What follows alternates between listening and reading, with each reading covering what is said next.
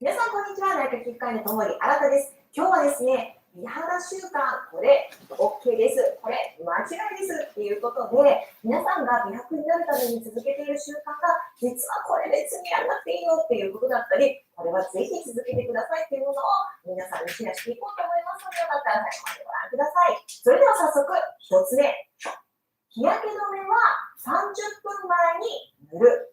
これね、結構いろんなところで言われていて、私以前もね、これあんまり意味ないですよっていうことをお話ししたと思うんですよ。そうすると、テレビで言ってましたとか、そういうふうに書いてあるブランドさんがありますみたいな感じで言われた方が多かったので、改めてメーカーさんに問い合わせてみたりとか、自分なりのもう一度考えてみたんですけれども、日焼け止めっていうのはですね、塗ってブロックするというものなので、別に振動するとかそういったことではないですね。なので塗ってすぐに防御をできるというのが日焼け止めになります。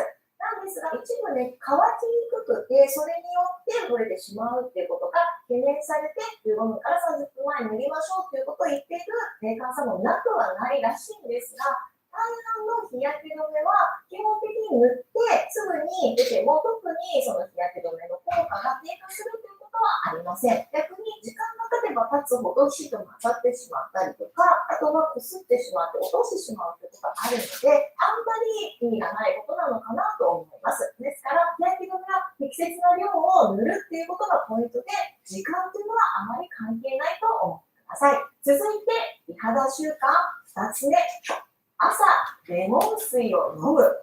これね、結構モデルさんとかインフルエンサーの方がよくやっていて、朝は目覚めにね、一杯レモン水を飲む。そうすると、美白効果ありますよって思っている方いらっしゃると思うんですが、これ医学的に見たら、美白という意味ではあんまり意味がないです。もちろんね、ビタミン C を取るとか、あと朝一杯お水を飲むっていうことは、体の調子を上げるっていう意味ではいいんですけれども、これをすることによって美白効果があるっていうことはあまり効果が薄いかなと思います。というのも、レモンのね、輪切りとかに入っていたり、あとは半分ぐらい絞るんだったらまだしも数滴レモンの果汁を入れるだけで、そこまで大量にね、ビタミン C を取るってことはちょっと難しいかなっていうことと、あとレモン水自体に美白効果っていうのはそこまで期待できないので、そう考えたら別に朝じゃなくてもいいんですよ、究極論。別に朝でも昼でも夜でも、こまめにレモン水とかを飲むっていう意味であれば、こまめなビタミン補給にはなるので、変化がないわけではないと思うんですが、朝一杯のレモン水を飲むからといって、美白にプラスになるかというと、効果は少ないんじゃないかなと思います。でもね、自分が強いと思っていたら、続けていただければいいと思うんですが、やりましょうというのが一つ。やっててもやってなくても、特に変わらないっていうことですね。続いて3つ目、美白美容液のダブル時代。これはですね、ぜひ続けていく必要があります。美白の適応中継予定ですね、いろいろあると思うんですが、いろんなアプローチができます。例えば、メロネサイトっていうね、メラニンを作るサイトにメラニンを作ってくださいという指令が出たり、そこでメラニンをだんだん作るメラニンで変えていって、そのメラニンが、もうメラニンを皮膚の細胞に受け渡した。受け渡したものが、どんどん変化をしていく。いろんなことがあるんですよ。なので、炎症を止めるところ、メラニンサイトからメラニンを作るときに阻害するところ、薄いメラニンから黒くするところをやめるところ、黒くなったメラニンを薄くするところで、いろんなところでブロックしたり、いろんなところでプラスならないで、色が違うと、アプローチが違うとか、そうするといろんなところからブロックをしてくれることがありますので、その時だけでも、皆さんが使うようにするのは、やはり科学的なアプローチをするという考えが、それに対しての問題なんです。朝晩で分けるのも一つですけれども、もしかしたらとか、ちょっと自分がいないっていう思いであれば、だけど、使っていただいても特に問題がないので、ぜひ、そして4つ目、家の中でも UV ケアをする。これはもう、4年間に見てる方は別にやってると思うんですが、これはもちろん正しくて、一つ見てください。梅雨が今長引いているので、天気悪い日もあって、そうすると、お部屋の中でもカーテンを開けてね、日をね、ちょっと入れたいと思ってると思うんですが、こういうちょっと曇っていて、それでも家の中っていうのも、やはり UVB はそんなに入ってこないかもしれないですが、UVA といって光老化を促す紫外線は入ってきています。もちろん、晴天の日を100%とししたら曇りの日っていうのは60%か70%ぐらいにはなりますけれども、とはいえしっかりと降り注いできますから、家の中だし、曇ってるし、梅雨だしっていうことをしていると、やっぱりそれはいけないんですね。私はいつも言うのは、シミとかシワっていうのは定期貯金です。毎日ちょっとずつその貯金が溜まっていて、毎日になった時にシミシワが出てくるということ。なので、本当にこれが貯金だったらね、嬉しいんですけども、やっぱりシミとかシワになって出てくるのは嫌なので、やっぱりその年数になって貯金を増やさないように、家の中でもしっかりとゆっくり対策してください。ただ、日が落ちていたら特に問題です。よくね、そういうことを言うと、夜の方いいですかとか、夜の外出はどうですかって言われるんですが、日が出てる間です。なので、夜になったら別にいらないですので、365日、雨の日でも雪の日でも風の日でも晴天の日でも、家の中にいても窓を開けていたり、外に出るんであれば、日焼け止めを塗るという習慣を続けてください。続いて5つ目、SPF が高ければ、シミ、シワを予防できる。これね、丸にしたかったんですけど、実はちょっと三角というか気をつけてほしい習慣になります。なぜかっていうと、皆さんね、やり物選ぶときって SPF だけを見てる方多いんですよ。SPF50 あるからとか、50プラスとかだと日焼けしないでしょと思ってる方多いと思うんですが、実は SPF っていうのはですね、UVB というものをカットしている指標になります。紫外線が UVA というものと UVB というものがあって、その中でも特に光老化ですね、シミとかシワとかたるみを起こすのは UVA という紫外線になります。もちろん UVB もですね、皮膚の表面を赤くしたりとか、貼り続けるとね、シミの原因になるとは分かっているんですが、やはり光老化の大半は UVA なんですね。それをブロックする指標というのは実は PA というものになります。で、PA というのは1から5プラスまであるんですけれども、例えば SPF で50で PA が2プラスとかよりも、例えば30だけど PA が4プラスってなると、UVA をそれだけブロックしてくれるっていうものの効果、もしかしたら効果があるのかもしれないです。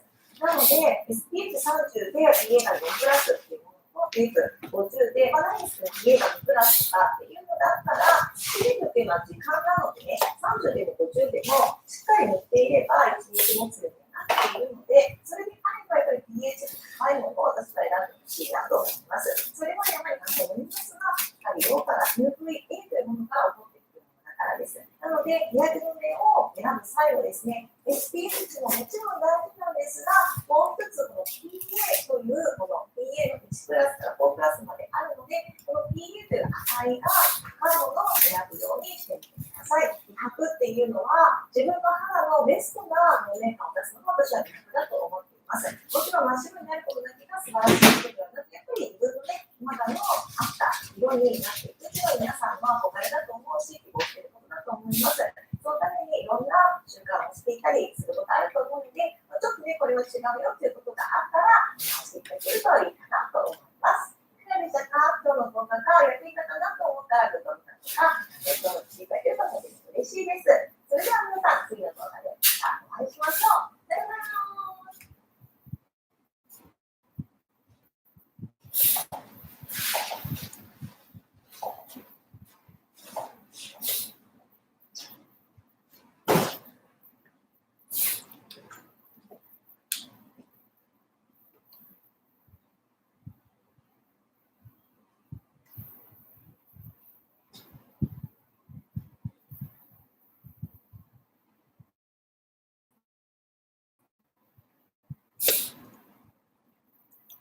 皆さん、こんにちは。大体会のともにあなたです。お水って美容にいいということを皆さん分かっていると思うんですが、本当にいいかどうかって分かってますか？ということで、今日はお水と美肌、そして健康についてを深掘りしていこうと思いますので、最後までご覧ください。まず、お水って当たり前ですけど、体にはとても必要なものなんですね。なぜかというと、体の半分以上水でできているわけですよ。なので、私たち人間に水分というのは必要不可欠です。だから脱水が続くと人間の体ではいうのは生きていけないので、私たちの水分を維持するというためにも水分はとても必要なものなんですね。で、いつもこのチャンネルでよく話すんですが、肌の水分をアップさせようと思うと、手っ取り早いのはお水を飲むことなんですよ。なんでかっていうと、やっぱり水分を取ることによってお肌の水分量が上がっていくからなんですね。脱水が起こると肌の水分量も下がるので、美肌のためにもこまめに水分を飲むのはとてもいいものになります。ただ、ちょっと飲み方を間違ったりとか、皆さんあれちょっとこれは違うんじゃないかなと思うこともあるので、そこをお話ししていきたいと思います。まずよく聞かれるのが、美肌というか健康になるためにはどれくらい水飲んだらいいですかということになります。よくモデルさんが言って2リットルぐらいの水を飲んでいるから、2リットル飲まないと思うかもしれないんですが、実は人によってはこれ NG になります。よく私たち医師の目線で言われるのは、1日の摂取量っていうのは体重によって分かれるというふうになります。だいたい体重かける40ミリリットルっていうんですね。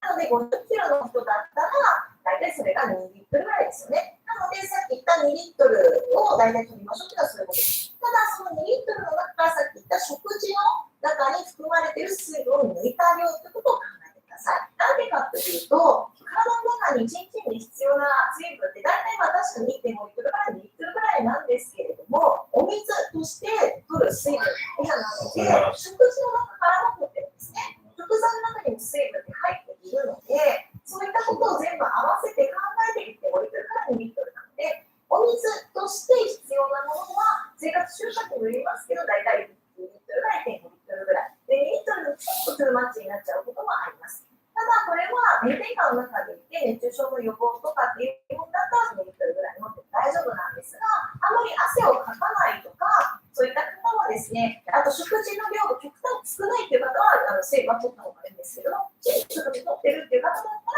ら、1リットルから1.5リットルぐらいの目安にしてください。あと、飲み方です。やっぱり1.5リットルから1リットルぐらいがいいよと思っても、ボボボボってやっぱり飲んではやっぱりいけないですね。水分っていうのはちょこちょこ飲むことが大切です。それはなぜかというと、やっぱり一気に飲んでしまうとですね、実際に負担がかかってしまうんですよ。なので、胃酸が薄まってしまって、消化が遅くなってしまったりとか、あと、腸にもですね、急に水分が入ってしまうと、下痢になってしまったりとかあるので、やっぱりこまめに飲むことが大事です。だから1時間に1回ぐらい、コップ半分から1杯程度の水をちょこちょこ飲むということがすごく大切になってきます。あと、お水の温度になります。よくね、冷えたもの飲んだらダメとか、ダイエットのためには逆にですね、体温飲んだ方がいいとか、賛否両論あるんですけれども、これはですね、季節だったり体調によって温度は分けてください。なぜかというとですね、お水飲みますよね。そうすると口の中の喉を通って胃に入ってきますね。で、胃の裏にはですね、大動脈といって、全身にですね、血液を送っている太い血管が近くに走っているんですよ。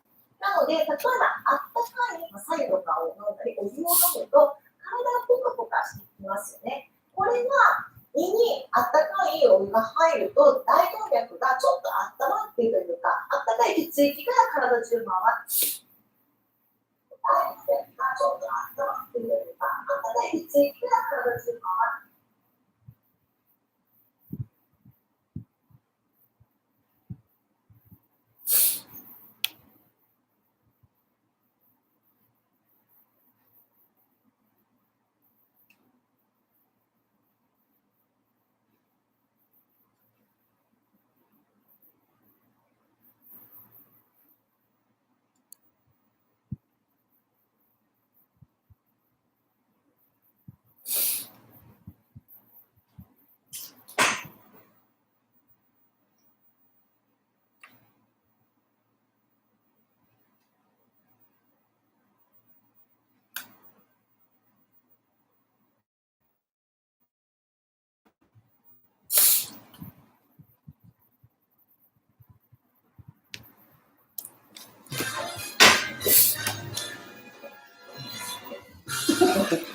はい、お疲れ様です。あからさまに失礼します。本橋さくらさん。はい、全然出してますか。あ、違う、ダメなのいいのいいですよ。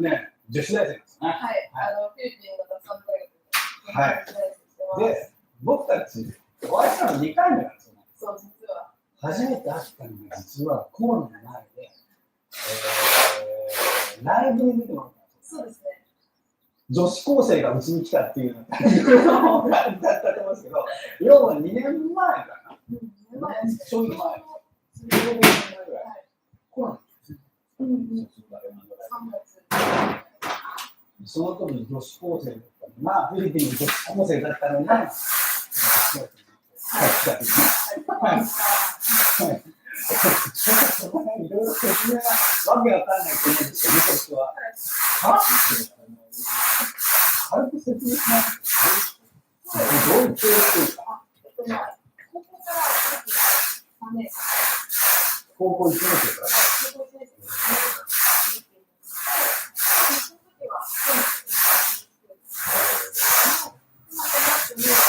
進路を決めるときに、やっぱりこう、常に人と違う道をやりたいって決められたことにレールの上に乗ってるよりも、自分でこうなんか新しいレールを作っていきたいなと思ったときに、フィリピンってめっちゃ面白い国だと思ったんですよ。そうでなので、やっぱりフィリピンに残ろうと思って、この3大学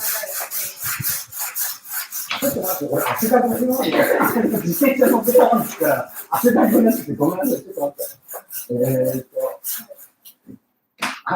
そう、フィリピンに高校生の時はフィリピンに留学したの家庭の希望なんです。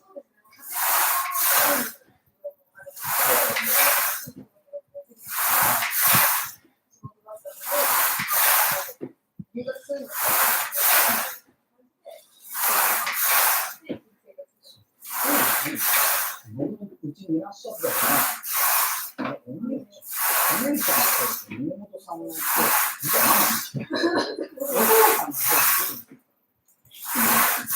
の方に日本にいたのかな。お父さんが日本に一人でいて、お母さんと妹さんとフィリピンに。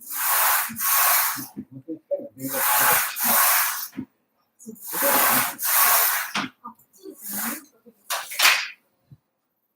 結構だからそうか。自分の意思もあった。そうなんですよ。そうですね。と思うんです、僕。普通の若いね、10代の女の子フィリピンにしたいと思うから、ちょっと微妙じゃないですか。汚いと怖いとない。あるでしょ。でも最初はそうですね。やっぱり旅行した時見てる景色全然違ったので、うわーって感じでした。そう思って、でも、その時女子大生になってもフィリピンに戻ってこようと思ったのは、相当面白かった。面白かったですね。やっぱりこう日本が衰退していく中で、キラキラしていくものがあって。衰退していくと思うか思うと、見てるおじさんたち向かってくるから。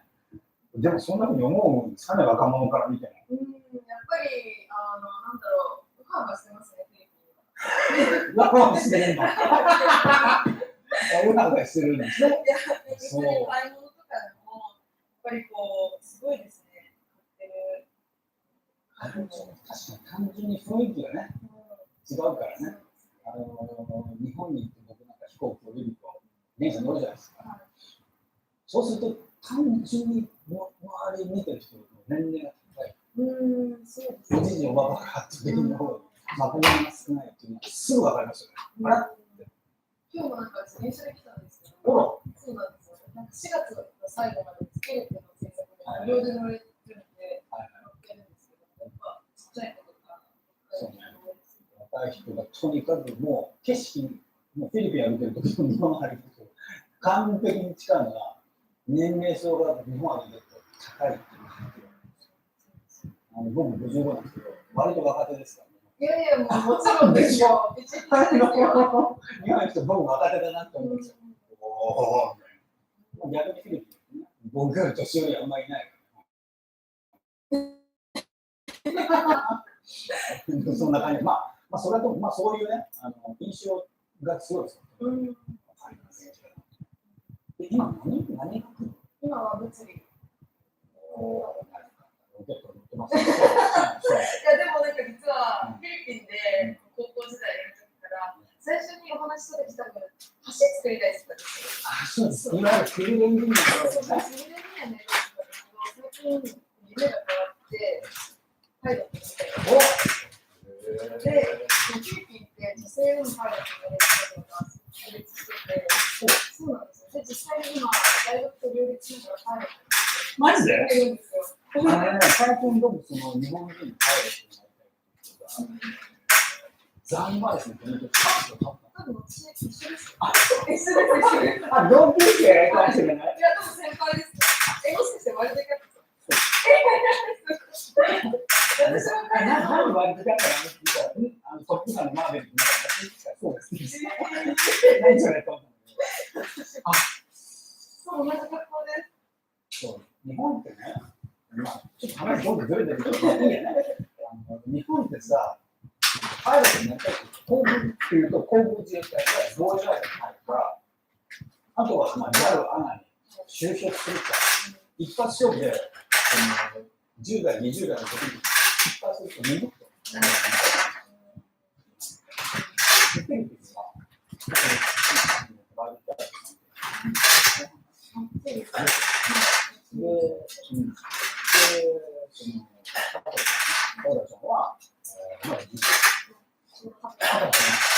そんな女の子も、いっちゃんなんだけど、まあ、こっちパイロットにそうですね。はい。私、体に使い方ですと、でも、ワールドカップさんの話で言うと、1000時間ぐらい取られたり、その間は大変だけど、その後はかなりの確率でエアライン就職の道が開けるので、妻をそれで説得しました。いや、でも本当にその通りだと思いますよ。いいよな。そうですよ。で、実にあそこ行ってるんだ。僕行ってきたんだけど、そうなんですか。まだ雑貨とかを。で、それ終わってのシミュレーションになって、あとはライセンス。そう、この場でこんな、多分普通のワンワンさんになるんですけど、言われてたと思うんですね。まあ、中年でもないけど、まあ、ちょっとその、若者から卒業してしまったけど、年代の方が、はい、考えてたら、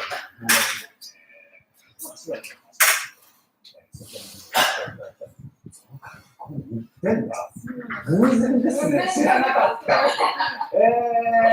そう。でもやっぱりスイッチになってパイロットになる。そうです。ちょっとまあね、まあ言っちゃなんだけど、好きなのなんだったらパイロットの人に決まってる。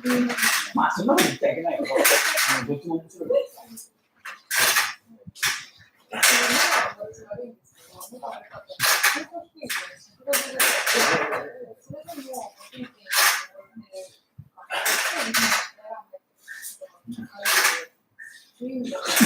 これ何？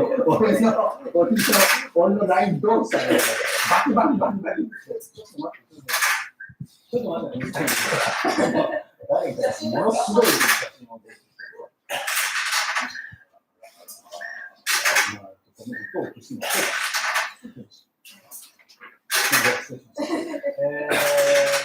そうでさ、フィリピンって意外とね、就職パイロットになったから、安いって思ってるかもしれないけど、あれ、聞くところによると世界中でパイロットってそうなんですか。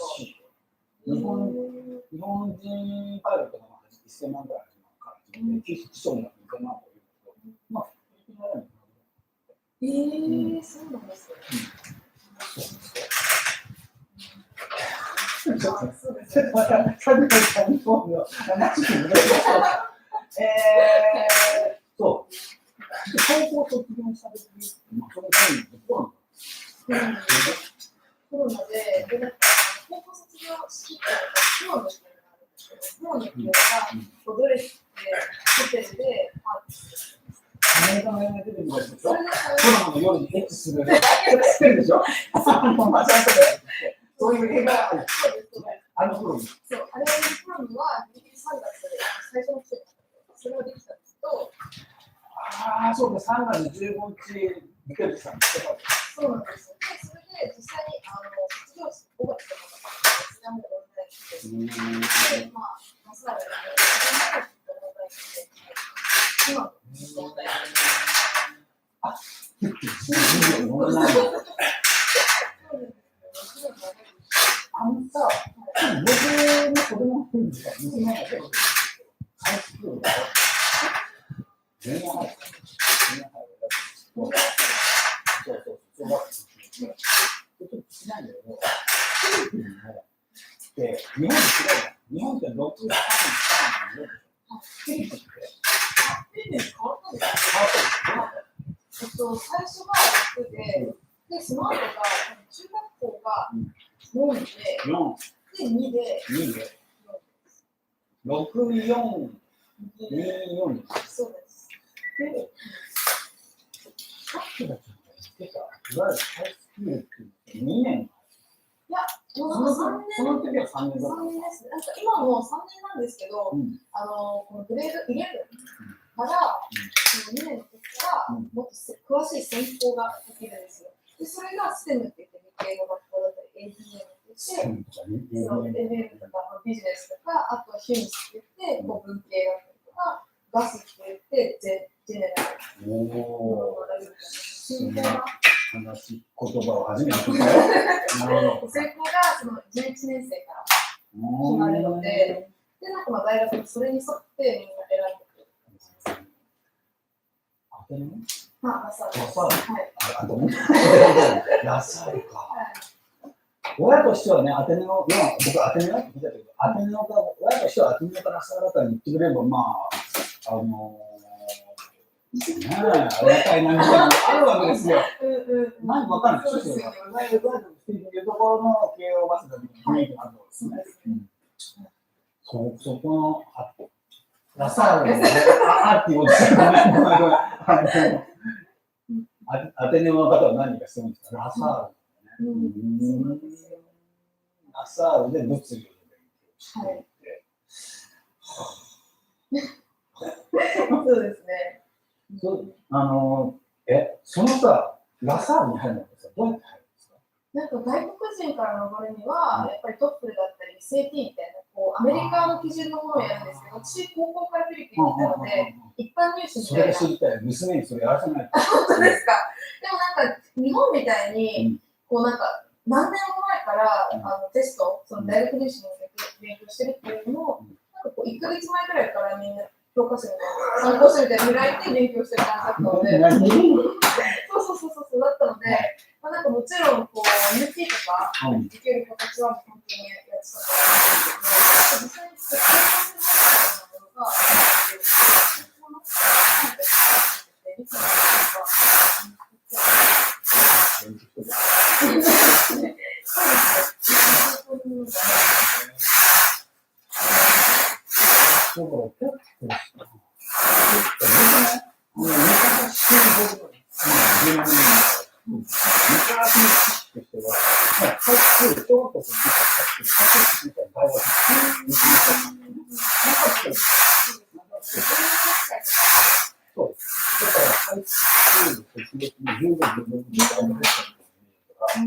マリコっていうのは、マリコの準備も急がなきゃなとか思ってたんだけど、全然違うんだ。違いますね。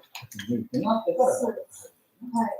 もちろんこう優秀な学生とかは1年好きっていうのが全然あり得るので、マリコちゃんもそんな金準備するの忙しくない。ちょっと待ってね。そうですね。でも、アテネオもそうなんですけど、ラサールは中小費が高いことでいる。でしょ？そうなんですよ。頑張ってるね。でもそれともやっぱり日本の早稲田とかよりは全然安い。ちなみに置いてらないんですか？そうですね。なんか3学期制なんですよ、私の学校。3学期制で大体10万ペソ以下ですね。5万から10万ペソのレベルなんですけど、1ターンで。10万、5万から10万かける3学期。そうです、1年。お安いですわねとは言わないけど、まあ日本の私立学校に比べればマシか。僕なんかはだって覚えてますけど、文学文系だから多分安い方だと思うんだけど、1年で85万だったかな。40万ペソか。で、理系だから多分割と高めだと思うんだけど。そうなんですよ。評価を取る評価がでしょ？それでまあ、つったらもう5から10か。まあ、安心したってことじゃないけど。なるほど、心構えができましたね。はい。アテネだと若干安いのじゃん。若干安いとは思いますね。しっかりと確証が取れるわけじゃないんですけど、でもやっぱりアテネの方が理想試験やってやったっていうか、なので、立地としてはめっちゃ大きいです。世の中なので、ラサールのキャンパスをこうやって。なぜラサール？そうですね、やっぱり立地がいいとか、あと、マニアが住みたいなのがある、ちょっと。あとね、とか、がやっぱり理系に強いのがどうしてもラサールなんですね。そうなんですよ。理系が文系で、理系はラサールみたいな感じだったので、それっていうのと、あとやっぱりこう、もうちょっとグローバルに栄えてるというか、グローバルな学校がラサール。あ、そうですか。まあそうですね、1年には言えないんですけど、もちろんそのアテネの先輩とかも知ってる私あんま知らない。でも、こう、メジャー先生とか、メジャーで韓国人とか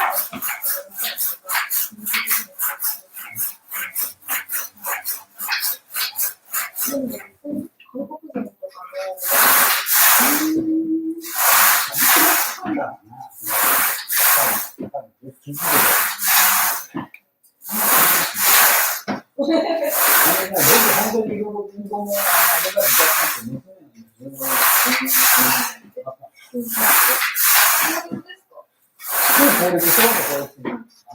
高校中学にムカついてるの高校先生が言ってたら親が嫌いなんだ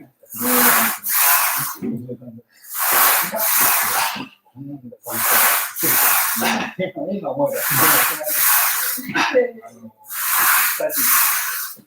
その代わりクローンで勉強させたらクラスに一番勉強できると思ってあ、それでいいや。でもあれですか、パブリックスクールだと3制みたいな感じで、朝昼夜みたいな。あ、そう、ずいぶん朝早い。朝6時半ですよ。あ、すごいですそれで7時から1時に受けてる。さすがになんか、ちょっと今、その母親の方でお話して、さすがにまあ中学はいわゆるハイスクール。おはようございます。支援するかって、ここの子が支援しない。でもやっぱこう日本の学校とまあこう比べるっていうわけでは違いますけど、やっぱりフィリピンの学校すごいカリキュラム的に整ってて、優秀な学生をすごい育て上げられるような環境が整ってます。で実際にグレード11とか12で結構専門的なことが学ばれるんですけど、例えば簡単に言うとビジネスの教科とかもあるんですけど、そこで実際になんだろう架空のストックとか買ってどういうようにストックを買うのかとか、でどういうふうなものがこう企業買収とか練習とか、あとまあタックスについて税金について学んだりとか、専門的に何かを極めたいときにそういったこうフィリピンだとやりやすいっていうのなんかあれだね、実践的ですな。そうですね。はい、本当にその通りです。そう。その他にさ、どうなの？いろんなこう、フィリピンならではの事情あるでしょ？勉強以外のところどうですか？学生生活とか、恋愛とか。リアルにしてた今まで。いや、でも、やっぱ学校は、あれですね、雨とかでなくなってるんですよ。ああ、そうか。ワランパソクってね、来るね。そう、それはあったんですよ。小学校の娘もそんなこと言ってくれたし。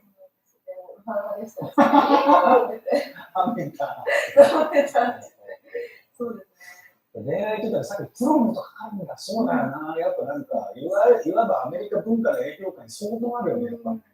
すごい豪華ですよ。もう日本の結婚式なのですよ。そそれ以上。で、私の時は。縛るよね。まあ、プロもそうだろうけど、クリスマス大丈夫だよ。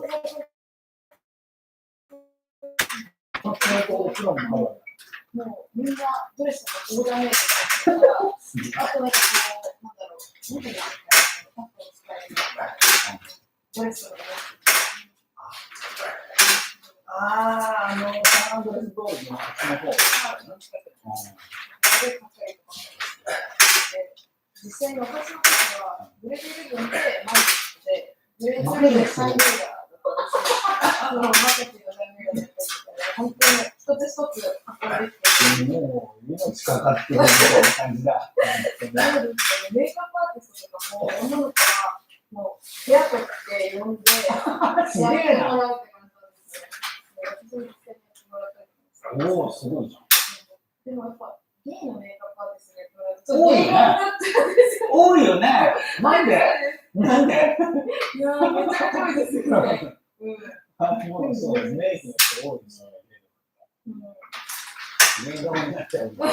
そういうのあるんだね。そういえば、あれはあれはじゃなくて、妹ちゃんの方は。妹は中学卒業して、私の時にフィリピンにいるんですけど、中2から高1までフィリピンにいて、その後にフィリピン以外の海外に行って、インターナショナルパイロットなんかでも一回だけね、一回で妹さんの方がツイッターニュースになったよね。ツイッターニュースに回ったのか、俺がストーカーだったから、ツイッターの投稿見てたのありがとうございます。なんかそれで実際に国連の生活っていうの世界中に何十個かあるんですけど、それがアルメニアに、アゼルバイジャンのジョージアとかなんですけど、中央のこんなとこってもいいけど、まあ、フィリピンもね、あんなとこかもしれないけど、妹さんはもっとすごいところだから。そこで IB 勉強してて、今度卒業するんですけど、東大とUC バークレーに受かってて、バークレーと東大に受かってるのすげえな。でもバークレー校に行くには、大体2500万ぐらいかかるので、そうなんだよ、そうなんだよ、そうですね、父もさすがにけど、皆さんお助けパパくじけの。でもバークレー行きたいな。そう、行けたら本当に行きたいですよね。世界一の学校ですね。この上はない。そう。なので、本当、すごいね。から開けますよ、世界あ、そうか。英語が話せたっていうのがあるんだね。そうですね、英語も話せたし、やっぱりこう、すごいいい教育を受けたからこそ、次のネクストステップにつながったそうだ、本当に皆さんも英語が話せたりなんか性的、まあ、いわゆるその、欧米系の教育を受けた。そうですね。ジャンピングボードになって飛んだっていうのは。はい。驚きですな。驚きですけど、フィリピンからでも、トップに上り詰められることがすごい。そんなことだ。そうなんですよ。で、そう、あれでしょ、サンブラちゃんもさっきちらっと出たんだけど、それから YouTube でも発信したりとか、留学の案内人的なことにそうですね。どうなんですか？そうですね。なんかまだ具体的には全然決まってないので、なんだろうって感じなんですけど、実際にこう、正規に留学させて興味を持っているのかなと思って、そういう子たちの具体的な情報を見てる親御さんの世代、下手すると、おじいさんも出てますじゃあ、気合い入ってない息子みたいな、この動画を見ろって言ったりとか、この子を見ろみたいな。この子を見ろ、パイロットになるって言うみたいな話を息子や娘や孫にした方がいい。そういったまあ、親御さんたちに。妹はさ、カリフォルニア大学バークレー校って世界一の大学なんですよ。そこに合格したんですよ、妹は。フィリピンに留学したのがきっかけ。すごくない？本当にこの人はパイロットになってパイロットになるというする、まあ、いろんな人が結構話すと、総合すると、ほぼ確定でパイロットになりますね。そうですね。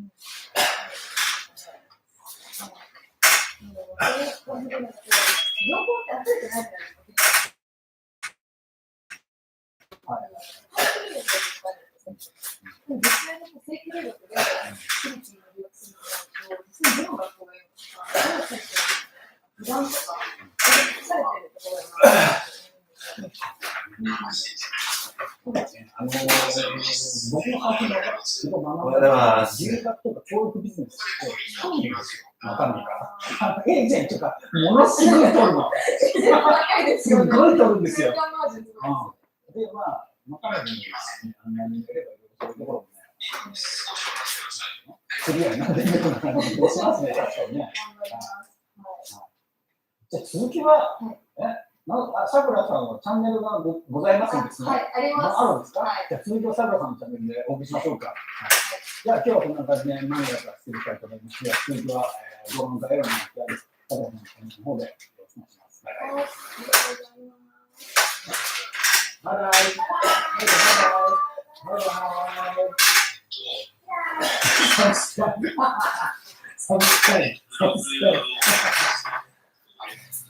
当に自分で選ぶとるワークライフバランスだったり、より積極的な選択肢海外の自分とか、海外で積極的に回していくとテーマだし、海外の積極とか、海外の自分に関する情報を分かりやすい、海外の自分は後で見てみてください。僕は最初に新しい情報を積極的に見ていこうとかは、手にチャンネル登録してください。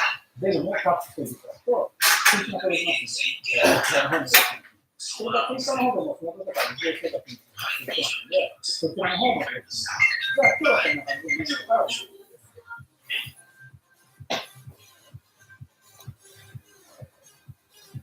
手の音声切ります。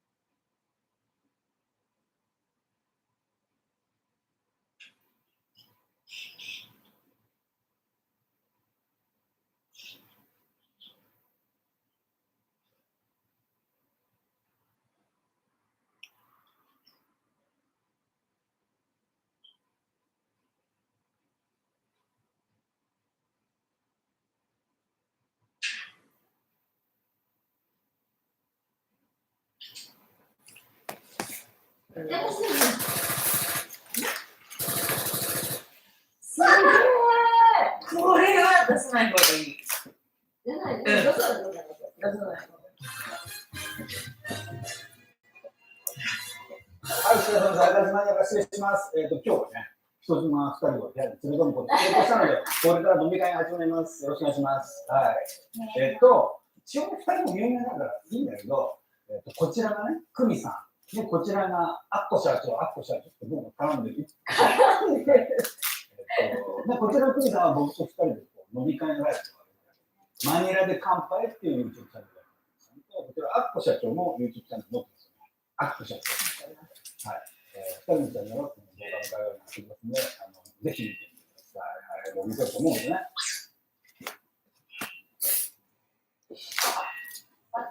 そう。準備万端すぎて、これ僕何もしてないんだけど、僕とチラシにしと、あと焼き鳥もあるし、それからスパークリングワインも持ってきてもらったし、全部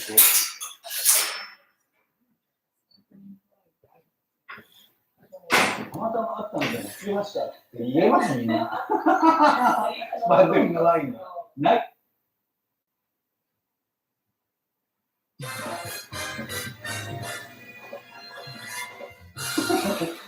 はい、お疲れ。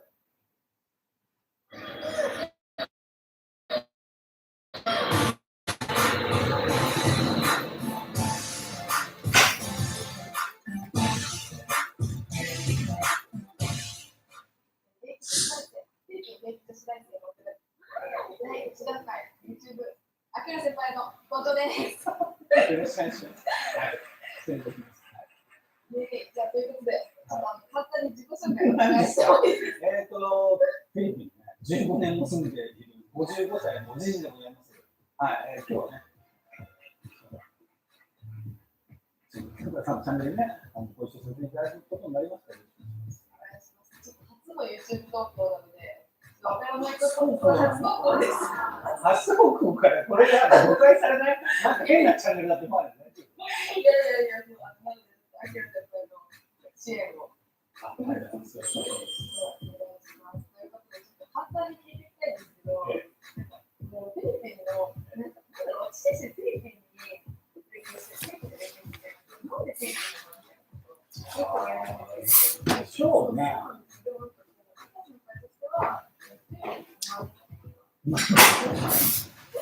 僕はもう本当に一貫してて、いいものを、実は悪いもの。みんながもらえられない。人ってすごい頑張ってるんですよ。一生懸命頑張ってる。フィリピンの人ってないのかな。そう。すごく巡る逆に何年勉強も仕事も普段生活してるんですけど、その雰囲気ってなんか気がするんです。全然ますよ。なんだろう、やっぱり、息ができない場所があったな、時期があったなと思って。はい。その若さで僕はね、このことに関して、非常に緩い感じの雰囲気が好きだ。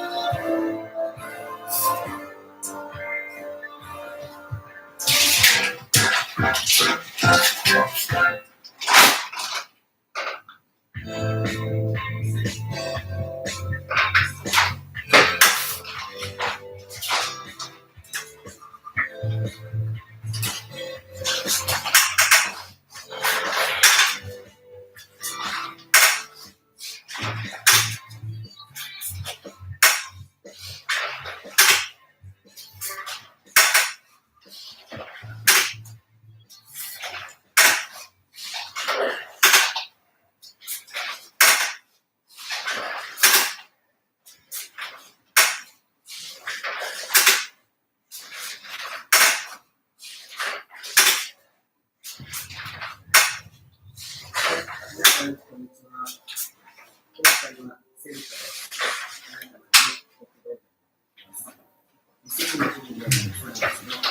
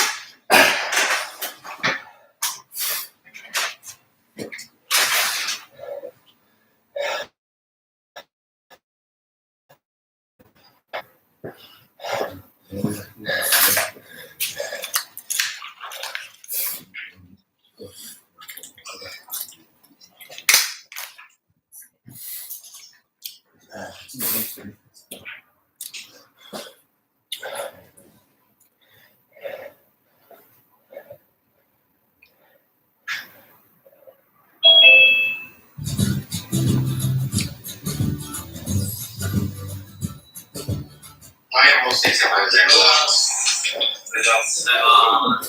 おはようございます。おはようございます。これは出さない方がいい。ここでお願いできますよ。はい、それではお願いします。今日はね、人妻2人を連れ込むことにしたので、これから飲み会が始まります。よろしくお願いします。はい。一応2人の有名なんだからいいんだけど、こちらがね、久美さん。で、こちらがアッコ社長って頼んでる。で、こちらの久美さんは僕と2人で飲み会がマニラで乾杯っていう YouTube チャンネル。アッコ社長も YouTube チャンネルを2人のチャンネルを動画をぜひ見てると思うんですね。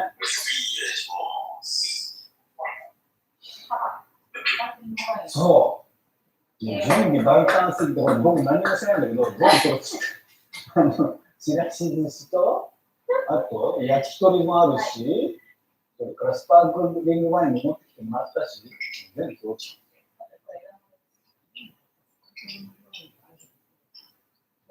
たまたまあったので聞きましたって言えますみんな。スパークリングワインがないからね。今回こういろんなものみんなのスーパーから持ってきてもらったんで提供みんなのスーパーオープニングクイズとかしますからね。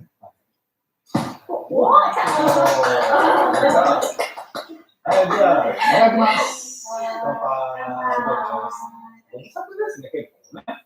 スペイン料理を飲みに食べに行った時に教わったんですよ。スパークリングワインを飲むんですよ。何ですかって言われたんですよ。そう。はいはいはい。僕はね、結構、クミさんと決めたいんですけど、なんでかっていうとね、2人とも YouTube やってると分かると思うんですけど、動画によってね、1再生あたりいくら入ってくるか、全然違うの分かります。この女めっちゃ高いんですよ。本当、めっちゃ俺を稼がせるいい女。こんないい女いないみたいな。全部が全部その同じじゃないですけど、掃除で高いのがクミさんと、あとはほら、分かると思うんですけど、金融系の話をする町田さん。実は町田さんの平均より低いから、なんで一再生あたりの金額がめっちゃ高いです。めっちゃ稼げますよ。いや、多分、最後、知る、だから見てるお客さんが、お金持ちが出るのかもしれないですよ。この人が見る。チームトピックで決まるんじゃなくて、見てる人決まるんで。YouTube は、そうそう。この人が知る、YouTube で決まる。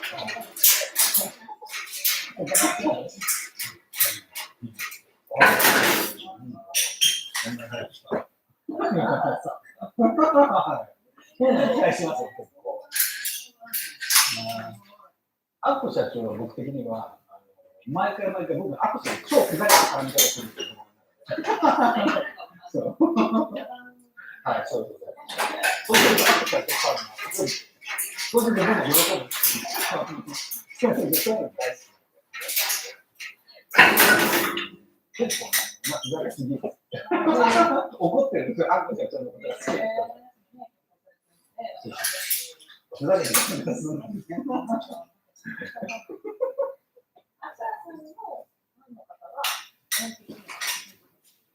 ね。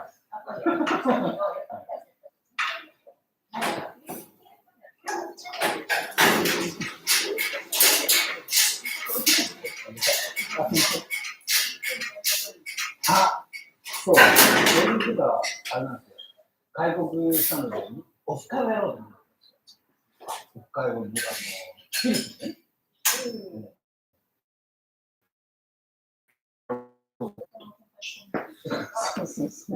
で、藤家さんとかちょっと作品リストとかクミさんとかアクションで出せば会費1万ペソでもいいんじゃないみんな来るんじゃないのとか言って。そういうアイデアが出てるんですけど、どうですかコメント欄に教えてください。クミさん来たら5万ペソ払う。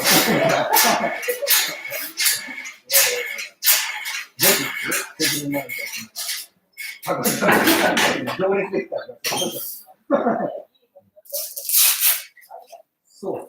そこでさ、いたらどうしますみんな来ますよね。結構でしょ。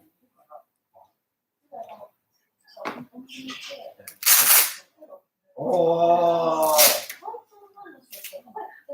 ああ、そうかもしれない。握手券で売りますよ。俺儲かっちゃうよ、それ。なんかいろんなアイデアあると思うんで、よかったらゲスト出演お願いします。飲み会の。アッコ社長とクミさんの握手券、1万円ぐらいで売りますかコメント欄に教えてください。恥ずかしいとね。サイングループで僕にメッセージください。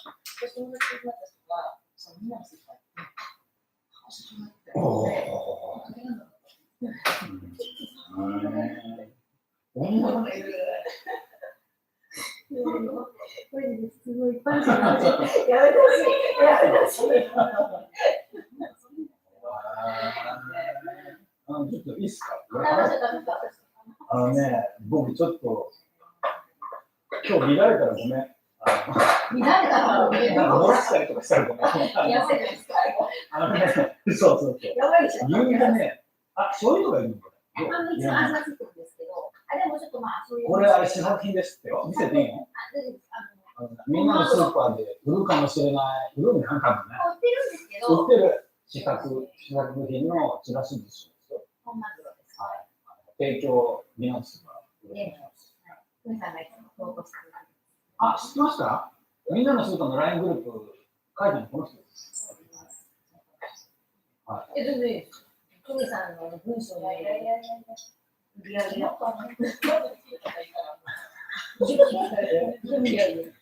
すごいですよ。ふみさん、文章力が。いや、みんなのスーパーもさ、ほんと個性出てきたと思うんですよ。数ある日本食材店ですよ。山崎なんていうのね、新婦だし、なんかいろいろあるじゃないですか。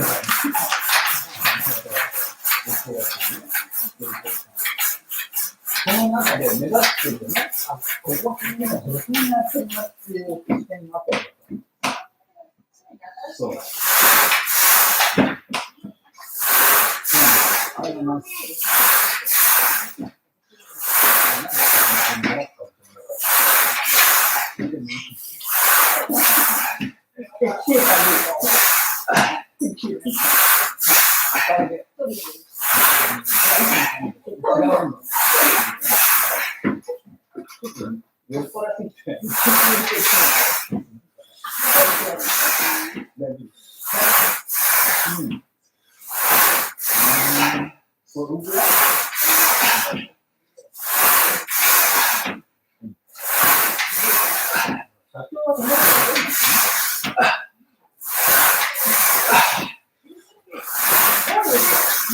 そうだよね。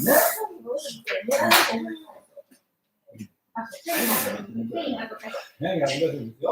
2、3人前。もっとこれ、全然とか。こんなふうに来ると思ってなくて、じゃあ、それで買った人は、まだ売ってるんですか？予約するんですよ。予約ください。LINE登録ください。ここに QR コードがあるんですよ。ちょっと、あんた。本当だ。ここに置いてないんです。ものすごい質問が多くて、まあ、とある方面では僕、IT。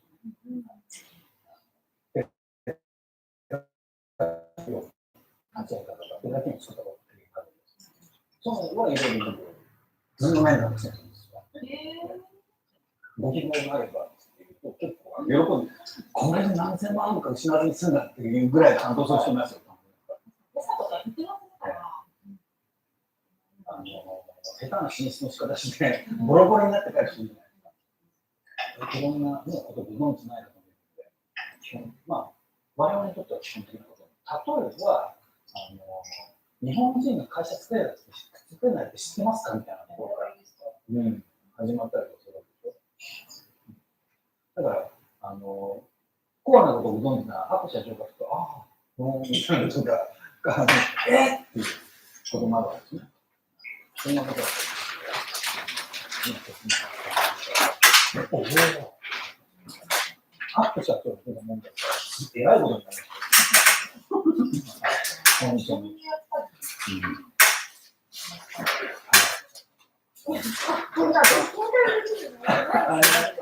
僕のズーム面談をワンオンワンじゃなくて3社目にやってますよ。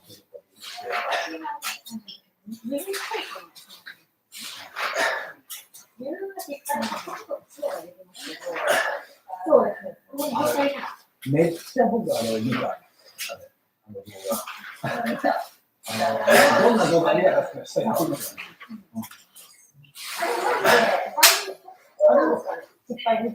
あれをちゃんと説明してる人って実はいないんですね。っていうか、フィリピンのビジネスの世界って、あれを誰も説明しないから、あの人全員がそうです。ね、使えなくない？それを僕は、はい。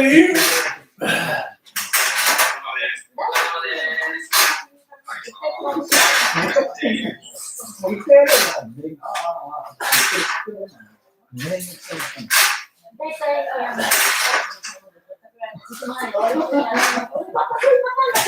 んであんなとこ行ってんのって言ってくる。すごい。そう。悪いとか、意外と悪気がないとできない。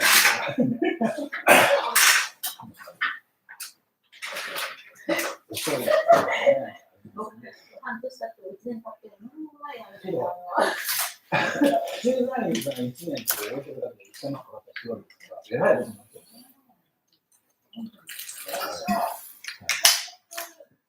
会社のコンサル、いい飲み屋あるって聞いたもんだったら、えらいことになってたんですよ。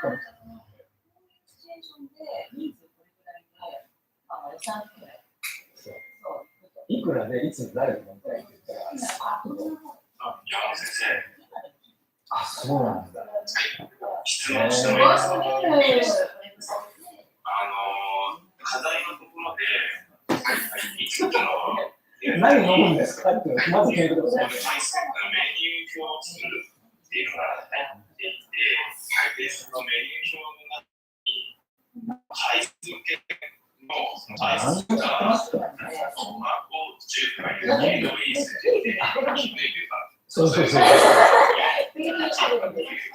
数字だと思うんですけど、もう今始めたらいいその数字の設定っていうのは、何か意味があっての数字。ライブグループ作りましたって言ったら5万人ぐらい入るんで、絶対。そこで、この一件に、この情報を一件、1000件で作って言ったら、もう毎日5万円ぐらい、5万円ぐらい。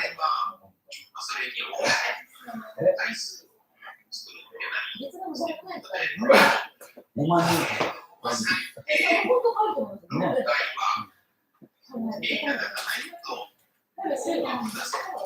そういうそうですね。2万件ぐらい。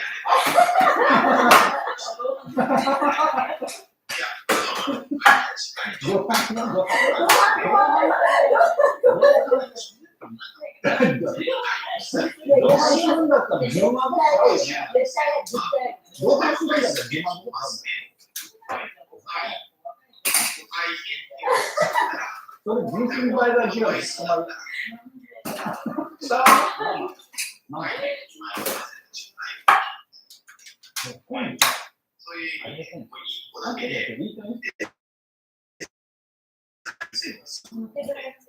そこ飲み屋しないと夜。飲み屋し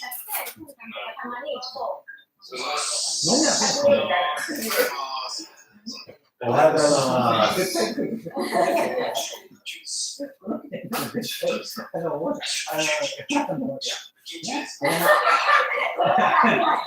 ろんな方が来ますよ。いろんな方が来ますから。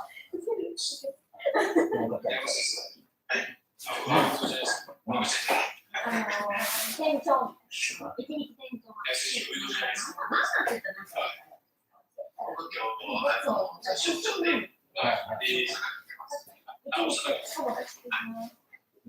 マンジュルブレンドです。朝多いですか？その情報を聞いたのになるそうだ。来年ならず会えないです。何やりますか？意外ママ情報が。なんか希望されたんですか？20奥様もいらっしゃるからね。じゃあ、何曜日はイケメンを出すことない。ち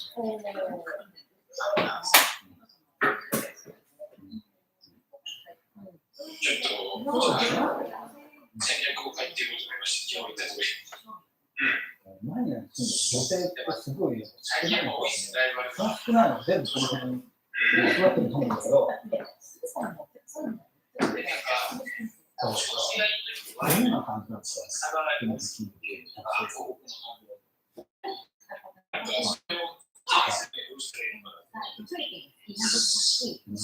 なのもあって、多分この辺は、ぐらいのフィリピンつけにいるっていう状況がありますね。全然わかんない。僕が考えると、いずれにせよメディアって大橋でいるので、あ、多いですか？そうあれですね。25%いるの、女性が。それで集客できる媒体をああ、まだ探したから用意しながら、大事なのは来られた患者さんの昨日ね、関係性を名前言ったら、その人も怖いので、発散があるらしいんですけど、ちょっとそがなかったので、ものすごいできる日本から分があるんですね。漏らしたらごめんなさい。はいはい。そうなんですね。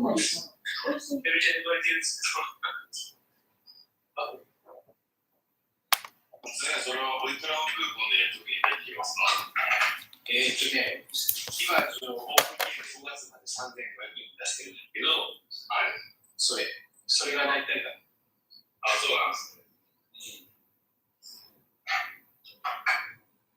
そこから2回目の施術はおいくらくらい？2回は普通に、まあ、症状によってるけど、大体8800円とか。結構じゃあそこのハードルもちょっと大きいところではありますかね。